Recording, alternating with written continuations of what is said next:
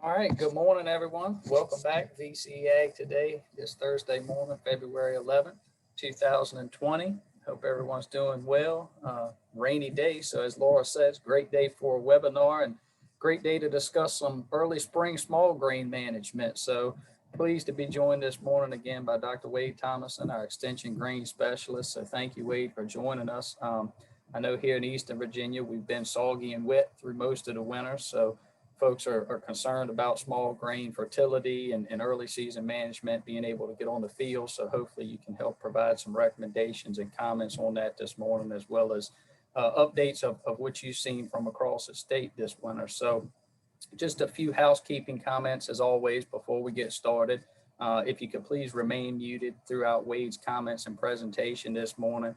At the end, we'll offer an opportunity for folks to ask questions and get answers to those questions. If you have questions, I've entered into the chat window there. If you could please just post those, we'd address them throughout the presentation and at the end to get you answers or comments based on those questions. So with that being said, thank everyone again for joining us, and Wade, appreciate you being here. Thanks, Robbie. I appreciate the introduction. Let me grab my screen here and try to get that shared up. Okay.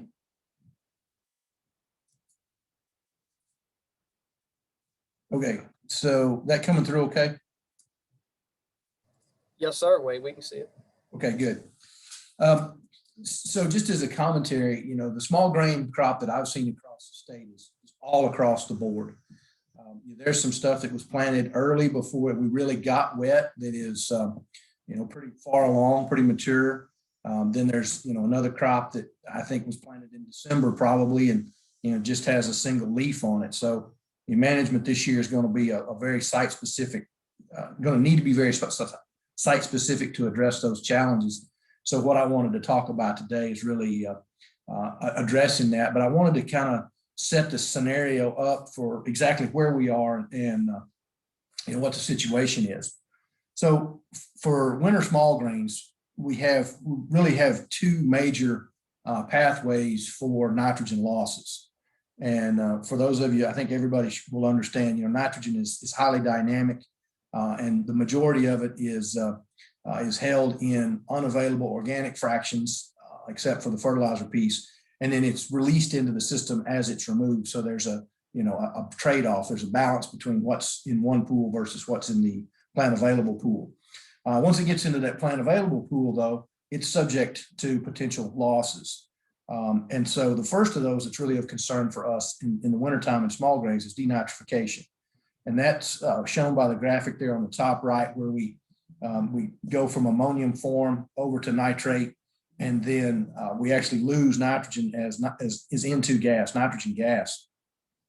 This occurs under flooded conditions, saturated soils. And it happens because the bacteria there, the anaerobic bacteria, are looking for energy. So they're stealing those oxygens for energy, and that drives the chemical reaction to convert it to nitrogen gas, which is then lost to the atmosphere. If the system is flooded, soils are flooded for more than 24 hours, we basically lost all of the available nitrate fraction that we have in that surface few inches. Now, that's a concern because it is a loss, but at any given point in time, there's typically not a huge amount, a few percentage points of the total nitrogen for the system in that nitrate form that could be lost for denitrification. So it's not insignificant, but it's not our biggest pathway typically. The other piece, though, that is very much concerned is leaching. So that's when soluble nitrate moves out of the bottom of the root zone, out of the bottom of the soil profile with water, because it's highly soluble. And that's our major loss pathway and our major concern for nitrogen losses at this time of year. And it is so because of where we are with our water balance. Typically, on average in the state of Virginia, July is the wettest month. We receive the greatest amount of rainfall in the month of July, but we get very little water movement through the profile because our crops, our trees, our grass, they're taking that nitrogen up, or that water up, right? We're using it. In the wintertime, when we have much less demand for evaporation and transpiration, then we see a lot more water moving down through the bottom of the profile. So we've talked about those pathways. Let's go in a little bit deeper into that leaching piece. Colleagues in Maryland a few years ago, Patrick Forrestall and my former counterpart, Bob Cradaville, did a lot of work looking at leaching likelihood from small grain systems in Maryland. So trying to understand, they were looking to better understand fall management from nitrogen, but I think for us, it helps us throughout the season. And they proposed a term called exchange frequency index. And that is simply the amount of precipitation that occurs minus the available soil water holding capacity. And to think of it this way, I guess the exchange frequency index would be like, the available water holding capacity would be like your cup, right? And the frequency index would be the number of times that cup would have been filled and then run over, right? So you think about it's continually running over. So how much can go in and how many times does it turn over based on the amount of or the level of precipitation. So the figure that they're showing here shows sort of this magic number of 2.5, and we'll come back to that. But this is, they used bromine, which acts just like nitrate in that it is highly soluble and doesn't bind to soil much, and nitrate. And then they tracked that based on this exchange frequency index with a known quantity of water. So you can see what percentage of that was lost based on that. And so, for example, we have an exchange frequency index of 2.5, then about 2/3 of the nitrate in that soil would have been lost to leaching based on that. So they also took that a step further and used historic weather data and the available soil water holding capacity from NRCS for these different textures. And so if you look here, we have a loamy sand, a sandy loam, and a silt loam. Average water holding capacity for those is 66, 95, and 119 millimeters. So obviously a lot more water held in the silt loam. I think everybody understands that. That's why they tend to be better corn growing soils than the loamy sand most of the time, because that water holding capacity and availability to give it up to the crop. So then they took this 140 years worth of fall precipitation in Maryland and categorized the amount of leaching risk. So, for example, out of 140 years, there would have been only 1 year where there was a low leaching risk in a loamy sand soil. And so then, you see 40% moderate, 37% high, and 21% very high. So that's 20% of the years you had an EFI, exchange frequency index, greater than 2.5, 20% of the time in loamy sands. And I just pulled roughly the values from the curve on the previous slide. So if you got an EFI less than 5, that means you probably had less than 30% loss. 0.5 and 1.5 is 30 to 50%, and so on and so forth. And greater than 2.5 is greater than 65% of your nitrate loss through leaching. So you see texture has a huge impact on this, as does the amount of precipitation. So great. I've summarized some 10-year-old research for you guys. Well, let's talk about this season. I didn't go too deep into this, but I think what I did do is I pulled the data from the Eastern Virginia AREC at Warsaw, and this is the precipitation data for October, November, and December of 2020. Again, this is specific to what happened at the center in Warsaw, but based on what I've seen, it's been pretty consistent across the state in that throughout the fall we had significantly more rainfall than we normally would. So based on the 76-year average, October was 3.5 inches greater than normal. November was 2.3, and December was 2.9. And then you see the one-day maximum total, so 1.6, 1.9, and 1.7 inches in one 24-hour period over that. So not only did we have a lot more rain, we had some big rains associated with that, which would basically empty that EFI cup quite frequently. So let's just try to put all those two things together.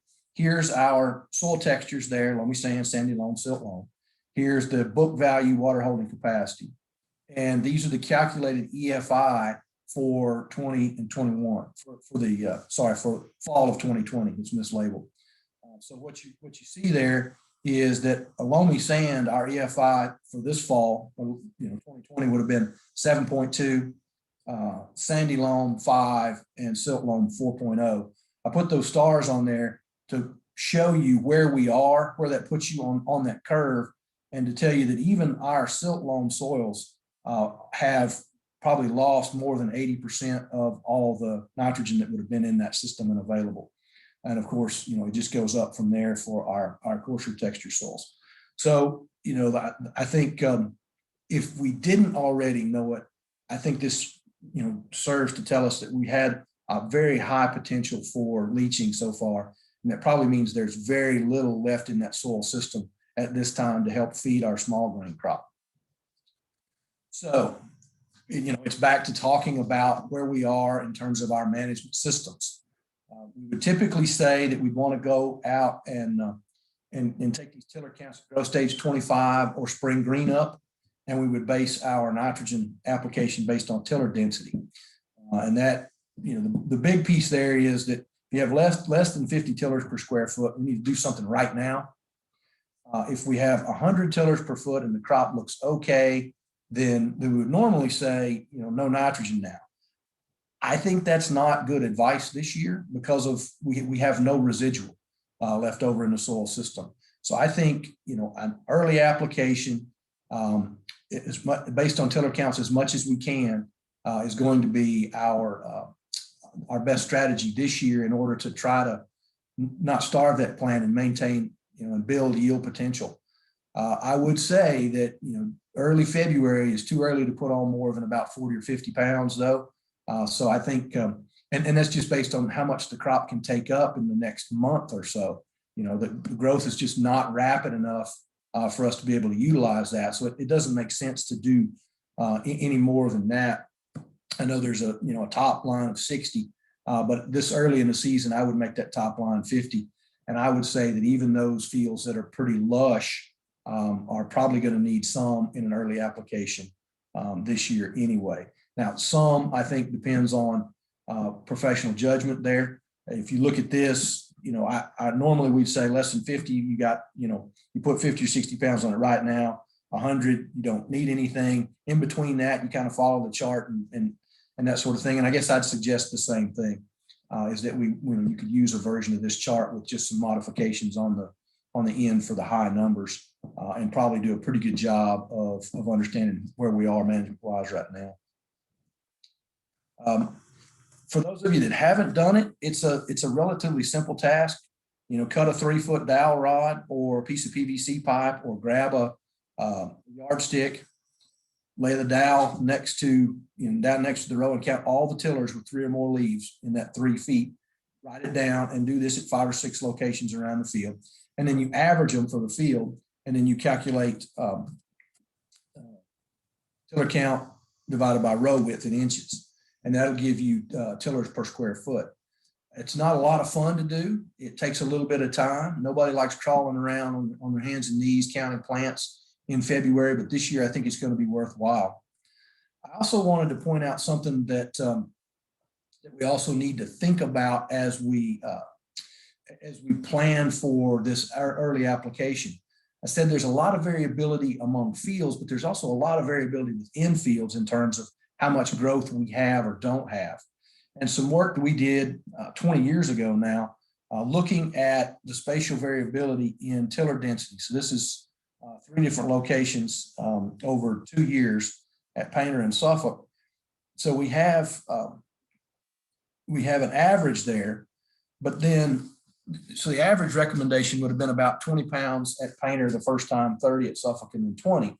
But if you look at any one of those individual points where we counted those across those fields, you would find that at this site, about 50% of the individual points that we counted would have agreed with that recommendation of 20 pounds.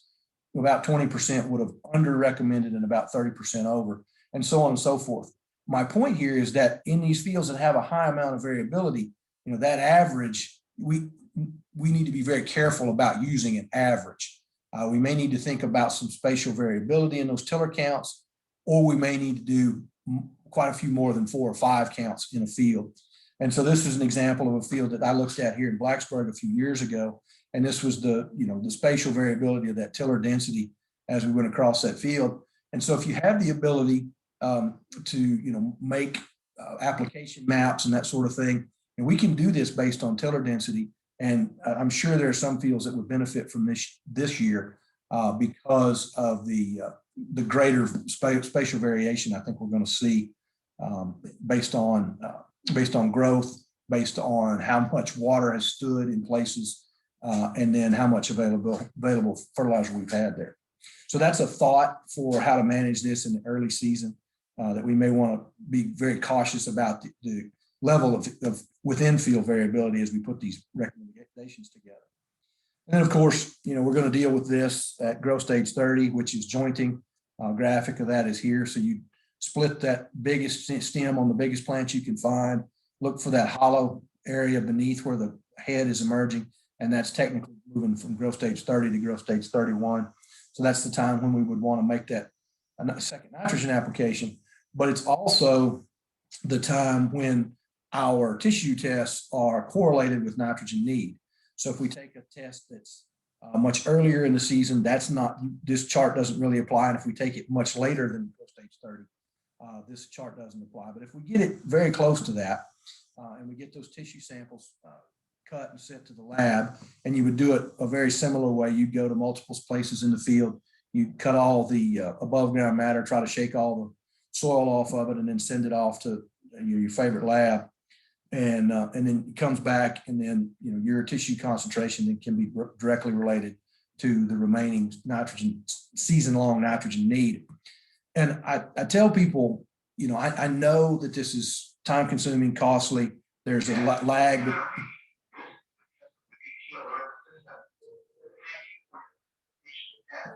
I don't know if you guys can hear that, but they're testing our emergency warning system here on campus this morning. So sorry for the interruption. At least the horn's not going off yet. Anyway, I tell people every year that, this may not be able to do this on every field, but I feel like if you look after, several acres, or if you're an extension agent, you should be taking a few of these every year so that we can get a snapshot of what it's like this year. And I think that's going to be really crucial for this spring based on the amount of water we've had and the amount of rainfall. The other thing I want to point out too is that sulfur is highly mobile in soils too. And this is a shot from southeastern Virginia where they did tissue samples between the pale stuff and the green stuff. The sulfur levels in tissue were 0.34 in the good and 0.19 in the bad. So it's one line is obviously deficient. This is obviously sufficient.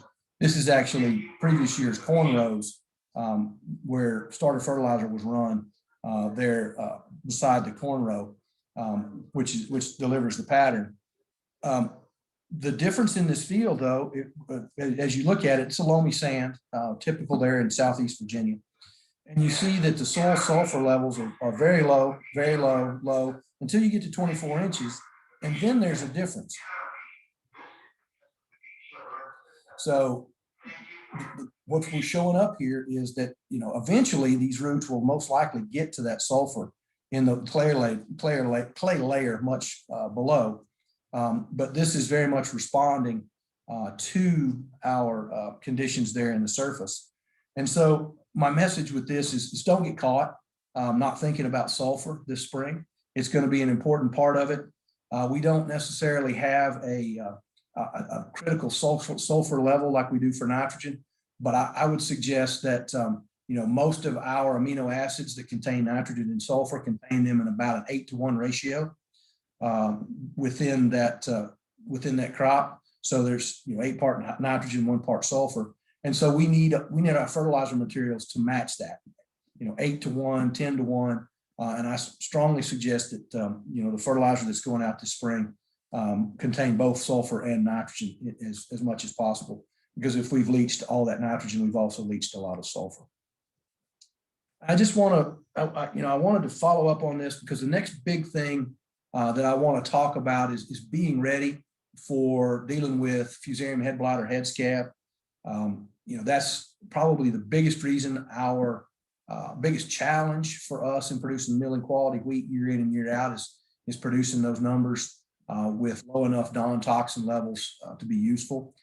And I just wanted to point out that, even at this point, we need to still understand the level of genetic resistance or tolerance that we have out there in the field as we decide what management we're going to go through, especially if you're going to use something like the Scab website to predict tolerance. We need to know more about the varietal resistance. So those are the last few tables in our small grain publication. That data is out there. The last thing I'd say, I'm not going to get into fungicides per se. We might hit that in the springtime when we're ready for it. But I do want you thinking about this is that we need to have the products on hand. We also need to know when to use them. And, for almost everything that's on the market, the optimum time is early flowering, mid flowering for these. So when those anthers are beginning to be pushed out, and we can estimate that when that's going to happen fairly easily. We've looked at heading date versus flowering date over a number of varieties over the years, and there's a really strong correlation there between the two. And so I can basically guarantee you that 5 days after you see the head emerge from the boot, you're going to have flowering beginning to occur on that. So that gives you a little bit of a timing window. The other thing I would say with this is, that if you can hit it on that day, that's perfect. If we need to err on one side or the other, we probably need to be a day or two late rather than a day or two early with these fungicide applications for head scab, as we tend to get better control of the toxin levels being a day or two late rather than a day or two early. But it is a tight window around there, and that best control for all products is still right around that 50% flowering date. So that's all I had for you guys at this point. I'm going to stop screen sharing and and see if you guys have any questions or comments for me. All right, thanks, Wade. Appreciate it as always, joining us and sharing those updates. A lot of information to think about for growers. I don't see any questions in the chat at this time, Wade, but if anybody on the line has a question, now is the time. You should have the ability to unmute yourself. If you just click the little microphone in the bottom left-hand corner, it should allow you to do so. And this is Scott Ryder. I just want to get Wade's thoughts on when do we pull the plug on some of this wheat and turn it into cover crop, and how can we assess that? So.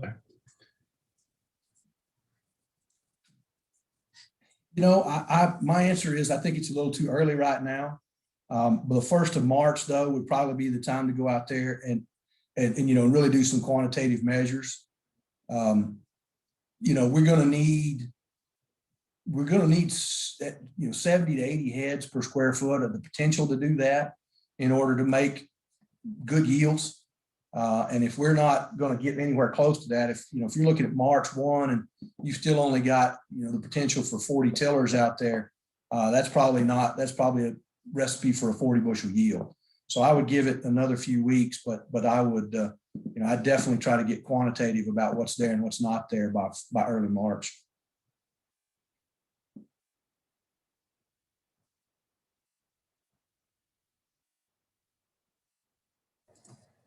All right, and any other questions for Wade this morning? I got another one. How long would you put between your last nitrogen application and your tissue test for growth stage 30? Is there kind of a time frame we need to look at between our last application and the tissue test? Scott, I'd like for there to be a month between that nitrogen application and when you would pull a tissue test. If it's any closer than 2 weeks, you probably are not doing yourself any good with a split application anyway.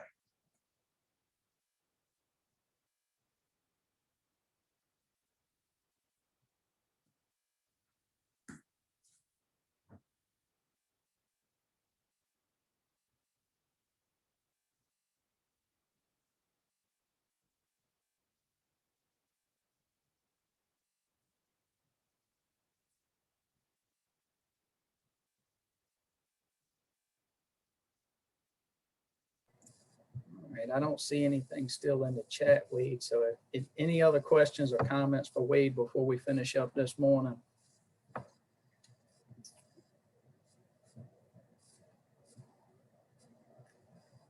All right, well, Wade, appreciate you joining us. We'll make sure that this gets sent out to all the producers locally, the recording from this morning. So I know there'll be a lot of questions as we move into the next couple of weeks as people start going to the field.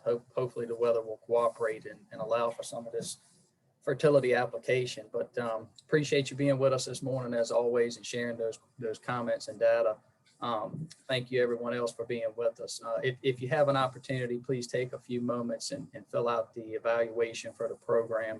If you have topics or questions for future programs, that would be really helpful for us to offer things that's going to be helpful for you all this spring as we come into the growing season. So please take an opportunity to do that. The link is in the chat window there.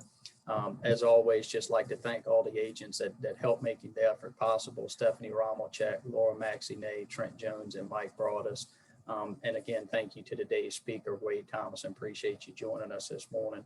Our next session for VC Ag Today is going to be 2 weeks from today on February 25th. We're going to be joined by Mr. Zach Easton from Virginia Tech in the Biological Systems Engineering Department. And he's going to offer some comments and advice on agricultural drainage. Certainly, I think most people in the state are dealing with some issues with drainage, waterlogged fields, especially with the extensive rainfall that we've experienced over the past several months, as Wade alluded to with his table. So just going to offer some comments and advice on that. So that will be on February the 25th, same time at 9 a.m. here at this link. You see the graphic there on your screen now for that presentation. So please join us if that's a topic of concern for you as well. So appreciate everyone joining us this morning. Hope everyone stays well and safe through the weather this weekend. And we'll see everyone next time on VC Ag Today, February the 25th. Thank you. Thanks. Have a good day.